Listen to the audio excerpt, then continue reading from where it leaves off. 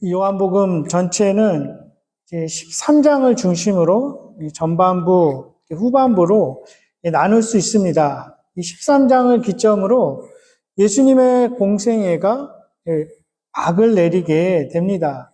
물론 부활 이후에도 40일 동안 지상에 계시면서 제자들을 만나시고는 했지만 대중들을 향해서 그들을 대상으로 사역한 기록은 발견할 수 없습니다. 그렇기에 이제 예수님은 더 이상 군중들을 향해서 말씀하시지는 않습니다.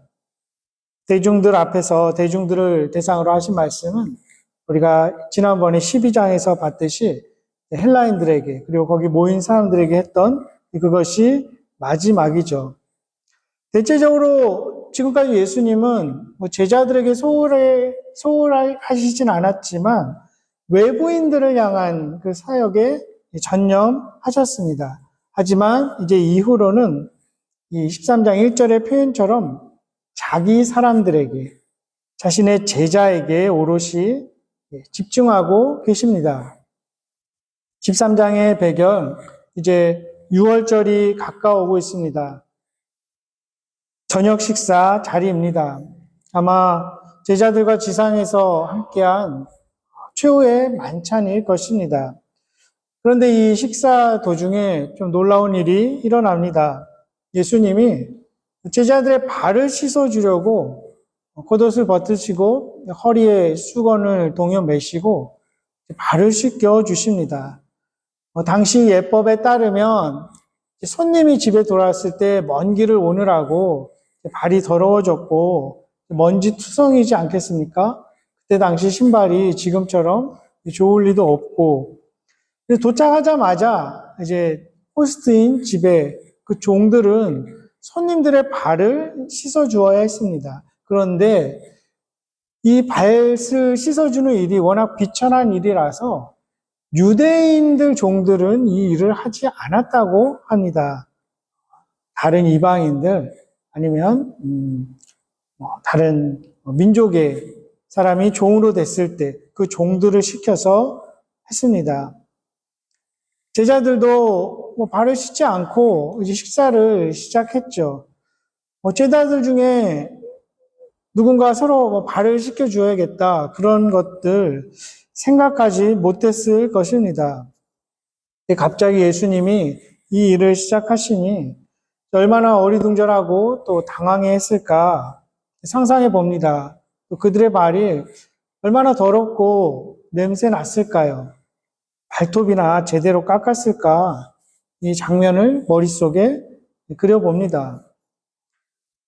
성도님들 중에서 다 자란 성인의 자녀가 아닌 누군가의 발을 씻겨보신 경험이 있으신가요? 혹시?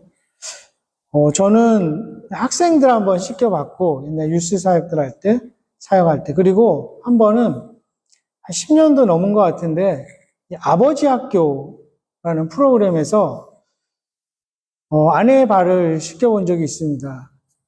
그때 사실 아버지도 아니었고, 또 가기 싫었는데, 그냥 아는 장로님이 꼭 가야 된다고 해서 그냥 억지로 갔습니다. 그때 이제 프로그램 중에 아내의 발을 씻기는 그 순서가 있었는데, 아내의 발을 이렇게 씻겨주는데, 딱히 감동스럽지 않더라고요. 그리고 제 아내도 막 감격해 하는 것 같지 않았습니다. 도리어 좀 빨리 끝났으면 좋겠다. 불편해하는 그런 기색이 역력했습니다. 아버지 학교, 지금도 솔직히 좋은 기억으로 남아있지는 않습니다.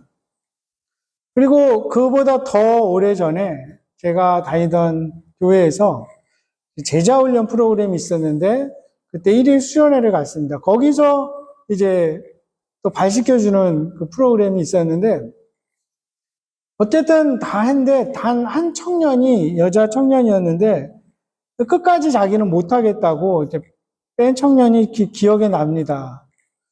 그래서 권사님한테 나중에 막 야단을 맞았습니다. 그냥 웬만하면 하지 왜 이렇게 안 하냐. 근데 이제 한번 생각해 봤습니다. 그 학생 나름대로는 뭔가 숨기고 싶은 그런 비밀이 있었을 수도 있고 너무 부끄러워서 자신의 발을 누군가에게 내어놓지 못할 수도 있지 않았을까. 그렇기 때문에 끝까지 거기 참석한 사람이 한 7, 80명 됐는데 대부분 다 했는데 그 한 학생만 끝까지 하지 않았습니다. 누가 나의 발을 씻겨주면 감격스러울 수도 있지만 딱히 그렇지 않을 수도 있는 것이죠. 발을 씻어주는 사람은 보통 리더십이나 교육자들입니다. 그러면 대래 돋보일 수도 있고 감동적일 수도 있지만 막상 그 대상은 항상 그렇지만은 않을 것 같습니다. 오늘 본문에 역시 베드로가 스승이고 또 주님이신 예수님이 허리를 숙여서 자신의 그 더러운 발을 씻기려는 것에 대해 반응하죠. 6절에 베드로가 이르되 주여 주께서 내 발을 씻으시나이까. 황송하기도 하고 당황스러워서 내뱉은 말일 것입니다. 그 일을 갑자기 또 준비된 것도 아니고 하시니 상상하기 어려웠을 것입니다. 이런 일은 결코 일어나서는 안 된다 생각했겠죠. 근데 또 한편으로는 어찌 보면 그 베드로 깊숙이 뿌리 박혀 있는 그 자기 중심성의 그 생각을 나타낸 것이 아닐까 싶기도 합니다. 자신의 생각인 거죠. 예수님의 이 말씀의 이 행위의 중요성을 깨닫지 못한 것입니다. 어떻게 보면 그런 것은 아랑곳하지 않은 것이죠. 그래서 예수님의 그 주장을 묵살하려 했습니다. 예수님이 말씀하시죠. 원어적으로는 꾸짖는 표현도 됩니다. 7절, 8절에 예수께서 대답하여 이르시되 내가 하는 것을 너가 지금은 알지 못하나 이후에는 알리라. 베드로가 이르되 내 발을 절대로 씻지 못하시리이다. 절대로 안 됩니다. 이렇게 말하죠. 예수께서 대답하시되 내가 너를 씻어주지 아니하면 내가 나와 상관이 없느니라. 예수 그리스도의 씻김만이 베드로를 온전히 죄에서부터 구원시키는 그 능력이 된다는 것을 가르쳐 주십니다. 그리고 그러한 씻김이 없다면 너와 내가 아무 상관이 없다. 두려운 말씀도 하시죠. 또 이 말씀의 의미는 이렇게도 해석할 수 있습니다. 베드로야, 나의 사랑은 자유케 하는 능력이 있다. 그러니 저항하지 말아라. 신학적인 표현으로 불가항력적인 은혜라는 단어도 있습니다. 발이 씻기우지 않으면 하나님의 복음의 능력을 맛볼 수 없다. 죄에서 자유할 수 없다. 하지만 반대로 내가 너를 씻겨준다면 어떠한 죄든지 다 씻기움을 받게 될 것이다. 너는 해방될 것이다. 자유를 얻게 될 것이다. 이렇게 말씀하시는 거죠. 그러니 이제 베드로가 이제는 좀 오버합니다. 그렇다면 손과 머리까지 다 씻겨 주십시오. 이렇게 말합니다. 이때 예수님이 뭐라고 말씀하십니까? 예수님 이제 목욕이라는 또 다른 단어를 쓰십니다. 너는 이미 깨끗하여졌다. 즉 자신의 대속적인 죽음으로 너가 이미 죄가 씻겨졌고 구원받았다는 것을 말씀하시죠. 근데 발을 씻기우는 것은 아마도 이제 생각하기를 많은 주석가들도 이야기하기를 이제 한번 우리가 대속의 그 씻기움을 받았지만 그 이후에도 삶의 여정 가운데 일상적으로 죄를 범하는 경우가 계속 일어나지 않습니까? 그런 경우에는 손과 발을 항상 씻듯이 이 씻기움을 받아야 한다. 이렇게 이해할 수도 있을 것입니다. 그리고 주님과 이 베드로의 대화 속에서 너와 나가 상관이 없다. 이런 의미는 직역하면 너와 내가 어떠한 것을 공유하지 못한다. 이런 의미도 담겨 있습니다. 즉 예수님의 이 세족식은 대속적인 의미도 있지만 그리고 단순히 어떤 겸손한 행동을 윤리적인 가르침을 주려는 것이 아니라 내가 너를 씻김으로써 너와 내가 얻은 좋은 것을 함께 누리게 된다. 즉 복음의 행위임을 예수님이 말씀하고 있습니다. 그렇다면 베드로가 무엇보다 먼저 할 수 있는 일, 해야 할 일은 무엇일까요? 자신의 발을 예수님께 내어 맡겨야 할 것입니다. 불편함이 있고 부끄러움이 있고 자신의 생각이 있지만 다 내려놓고 감수하고 예수님께 발을 내어 맡기는 것입니다. 신학적인 표현으로 주님의 놀라운 사랑, 그 복음을 받아들이는 것이죠. 우리 역시 주님 앞에 나와서 우리의 발을 내어드리고 주님께서 우리의 발을 씻기도록 하셔야 할 것입니다. 주님의 그 사랑, 그 복음을 받아들여야 할 것입니다. 그들의 발이나 우리의 발이나 또 우리의 죄성, 부끄럽고 더럽기는 마찬가지입니다. 하지만 주님께서는 그 어떠한 죄도, 그 어떠한 우리의 수치심과 더러움도 모두 깨끗하게 하실 수 있습니다. 그렇게 이 사도 요한은 자신의 다른 성경 요한일서 1장 7절에 그 아들 예수의 피가 우리를 모든 죄에서 깨끗하게 하실 것이다. 이렇게 약속하고 있습니다. 그런데 주님 앞에 또 이 복음의 초청 앞에 나아오는 게 누구나 다 가능하지는 않고 또 쉽지도 않습니다. 그렇게 예수님은 모든 사람은 아니다 이런 표현도 쓰시죠. 또 나아온다 하더라도 이제 핏김받은 이 공동체 안에서 나의 발을 누군가에게 내어놓는 것도 참 어렵습니다. 한번 실제적으로 적용을 해봅니다. 내 개인의 일상에서 우리 공동체 안에서 누군가에게 이런 섬김을 받는 일이 불편할 수도 있습니다. 불편하게 느껴지는 사람도 있죠. 누군가의 도움을 받게 되면 나의 약점이 발견되는 것 같이 느껴지기 때문이죠. 아마 리더나 교육자들이 더 그런 경우가 많을 것입니다. 또 어떤 상황에서는 이 모든 것을 다 능히 또 원만하게 해내야 하는 그런 슈퍼맨 같은 자세를 요구받기도 합니다. 가정에 아무런 문제가 없고 언제나 모든 일이 즐겁고 늘 사랑이 넘치는 그런 모습을 보여줄 것을 강요받기도 하죠. 그러나 누구나 부족함이 있고 깨어짐이 있습니다. 그것을 인정하는 것도 참 쉽지 않습니다. 그러다 보면 이제 우리는 섬김을 받는 것보다 그냥 주는 것에 익숙해지기도 합니다. 우리의 발을 내어 맡기기보다 차라리 우리가 다른 사람의 발을 씻어주는 것이 훨씬 편하기도 합니다. 하지만 복음은 우리 모두가 다 영적으로 궁핍한 자고 서로서로 도움이 필요한 자임을 가르쳐 줍니다. 그렇게 한 신학자는 그리스도인들에게 있어서 다른 사람의 섬김을 받아들이는 것은 그리스도의 섬김을 받아들이는 것이다. 이렇게도 이야기합니다. 그렇게 되기 위해서는 그럼 또 어떻게 해야 할까요? 먼저는 주님 앞에 자신의 연약함을 겸손하게 드러내야 할 것입니다. 누구나 다 계속 성화되어 가기 위해서는 주님의 도우심, 성령의 도우심이 반드시 항상 필요함을 시인해야 하는 것이죠. 그래서일까요? 이 마태복음 산상수훈이 시작되는 5장 3절은 메시지 성경에서는 이렇게 번역해 놓았습니다.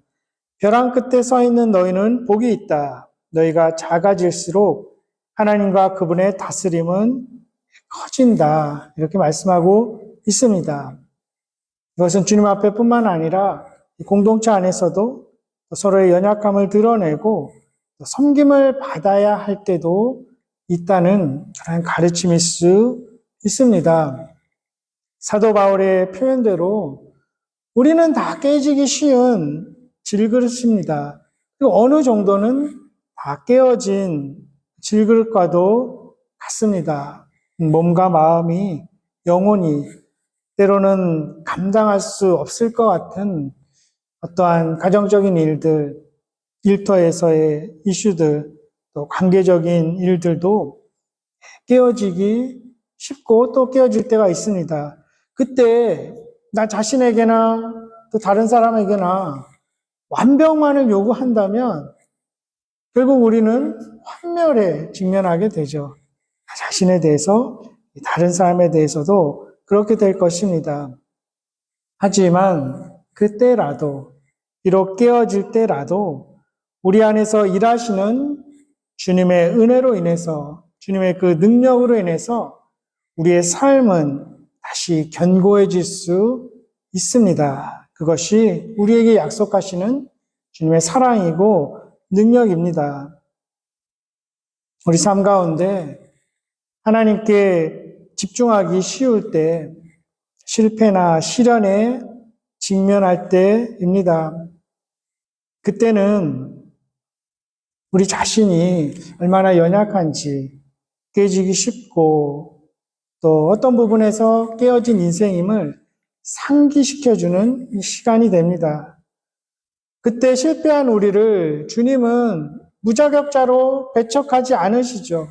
다시 우리의 발을 씻기셔서 주님과 상관 있는 자로, 주님과 좋은 모든 것들을 다시 누리는 자로 만드시는 분이 우리 하나님이시고 예수 그리스도이십니다. 베드로가 배반하고 깨어질 것 아시면서도 주님은 그의 발을 씻겨주십니다. 심지어 가룟 유다의 발도 씻겨주셨죠. 그리고 그들을 끝까지 사랑하십니다. 이 13장 시작이 1절 하반절에 세상에 있는 자기 사람들을 사랑하시되 끝까지 사랑하시니라. 이렇게 시작되고 있습니다.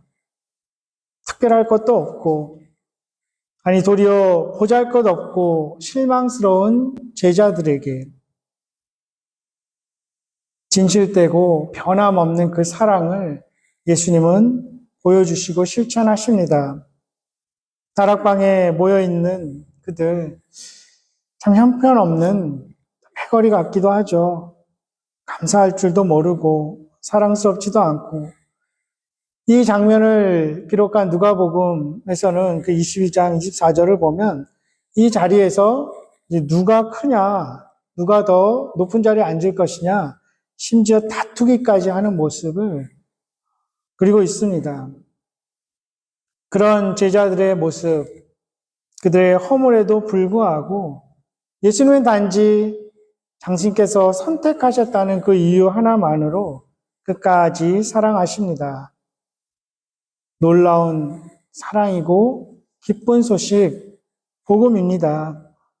우리 역시 허물이 많고 또 사랑스럽지 않지만 주님께서 우리를 택하셨기 때문에 끝까지 사랑하십니다.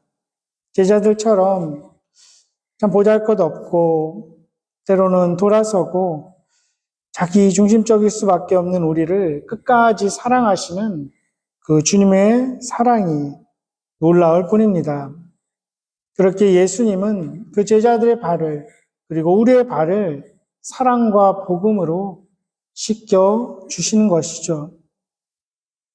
그리고 그 예수님은 이제 우리에게 또 가업도 주십니다. 읽지는 않았지만 14절, 15절에 내가 주와 또는 선생이 되어 너희 발을 씻었으니 너희도 서로 발을 씻어주는 것이 옳으니라. 내가 너희에게 행한 것 같이 너희도 행하게 하려 하여 오늘 보였노라. 우리 각각 개인에게 또 우리 공동체에게 세상의 교회에게 주시는 그러한 계명입니다. 그리고 더 나아가서 이 가룟 유다가 그 장소를 떠난 후에 34절에 말씀하십니다. 새 계명을 너희에게 주노니 서로 사랑하라. 제자들이 3년 동안 함께 지내면서 함께 있다 보면 점점 사랑스러워지기보다는 서로에게 실망스러운 그러한 모습을 더 보였을 수도 있을 것입니다. 그러한 모습을 마주할 수도 있었을 것입니다. 이 남녀 간의 사랑도 그렇지 않습니까? 일반적으로 신혼 초기의 그 기간을 허니문이라고 하죠. 중세시대의 허니 와인에서 유래했다고 합니다. 지금과는 달리 그 당시는 긴 연애 기간을 가지지 못하고 결혼하는 경우가 대부분이었을 것입니다. 서로 잘 모르는 상태에서 남녀가 결혼을 하고 달콤한 시간을 보내지만 시간이 지나면서 드러나지 않았던 그런 서로의 불편한 모습도 마주하게 됩니다. 이전에는 자세히 본 적이 없는 서로의 발과 같은 그러한 모습을 허리 숙여서 봐야 하는 그런 시간을 지나면서 여러 가지 반응이 나타나고 또 그것이 결혼 생활에 영향을 미치기도 합니다. 이것이 확대된 공동체도 마찬가지 아닐까요? 교회 공동체, 또는 우리의 일터, 우리 학생들 새로 시작하는 학교에서 이제 새로운 그부들을 만나게 됩니다.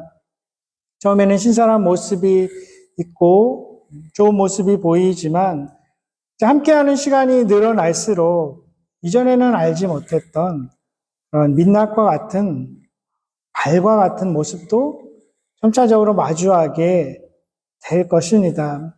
하지만 그러할 때 서로의 그런 모습에서 시선을 돌려서 자신을 배반하고 저주하고 떠날 제자들의 발을 씻겨주신 끝까지 사랑하신 예수님께 우리의 시선을 다시 둘 수 있기를 소망합니다. 그 주님의 숙여진 허리, 수건이 동여진 그 예수님의 모습은 우리에게 다시금 거룩한 도전을 줍니다. 그리고 주님께서 그렇게 하셨듯이 우리도 서로의 발을 씻기라는 부름을 받게 됩니다. 다시 사랑으로, 복음으로 누군가의 발을 씻겨주라는 부름을 받습니다. 물론 모든 이들의 발을 다 씻길 수는 없을 것입니다. 다 사랑할 수 없겠죠. 10절, 11절에 예수님께서도 너희가 깨끗하나 다는 아니니라. 이는 자기를 팔자가 누구인지 아심이라. 그러므로 다는 깨끗하지 아니하다. 말씀하시죠. 이 두 구절에서 알 수 있듯이 누구나 다 이 복음의 능력을, 그 사랑을 경험하고 체험할 수 있는 것은 아님을 알게 됩니다. 이 가룟 유다와 같은 자를 두고 하신다고 합니다. 하나님께서 우리 인간에게 자유의지를 주셨기 때문이겠죠. 상한 갈대도 꺾지 않으시는 그 자비로움에서 주신 그 자유의지로 누군가는 받아들이지만 누군가는 끝까지 거부하기도 합니다. 그리고 그것이 신비스럽게도 무서운 심판으로 작용하기도 하죠. 다 이해할 수 없고 우리가 억지로 누군가의 발을 씻길 수도 없고 아무나 다 사랑할 수 없을지라도 특별히 함께하는 우리 가족 공동체 또 교회 공동체 안에서 서로 사랑하라는 주님의 말씀을 다시 한번 깊이 새겨봅니다. 가정 가운데 교회 안에서 서로의 발과 같은 모습을 마주했을 때 우리가 마땅히 행해야 할 바 허리 숙여서 기도하고 또 깊이 묵상하는 그러한 한 주간이 될 수 있기를 소망합니다. 그리고 이 겸손한 섬김, 사랑의 모습에는 반드시 복이 주어집니다. 계명에는 항상 약속이 따라오고 복을 주시기로 약속합니다. 17절에 너희가 이것을 알고 행하면 복이 있으리라. 또한 20절에 내가 진실로 진실로 너희에게 이르노니 내가 보낸 자를 영접하는 자는 나를 영접하는 것이요 나를 영접하는 자는 나를 보내신 이를 영접하는 것이니라. 예수님께서 보내신 자를 환영하는 사람, 받아들이는 사람은 예수님을 환영하고 예수님을 받아들인다는 것입니다. 예수님의 이름으로 우리가 누군가의 발을 씻긴다면 그리고 성령의 도우심으로 사랑 안에서 주님이 어떤 일을 주시든지 신실하게, 성실하게 감당한다면 우리에겐 특별한 지위와 특권도 부여받게 될 것임을 우리는 알게 됩니다. 그렇기 때문에 이 예수님이 발을 씻기시는 장면은 우리 각자, 그리고 우리 교회 공동체의 소명에 따라서 우리가 어떤 온갖 시시한 일도 하겠지만 또 한편으로는 공적으로 드러나고 또 위대한 유명해지는 일도 해내야 할 수도 있음을 알게 합니다. 그렇기에 먼저 씻겨진 우리들의 발이 있어야 할 곳은 세상의 필요와 우리 각자 그리고 우리 리드머 공동체의 소명이 만나는 곳이라는 그 사실도 다시 새롭게 깨닫게 되기를 주님의 이름으로 축원합니다. 기도하겠습니다.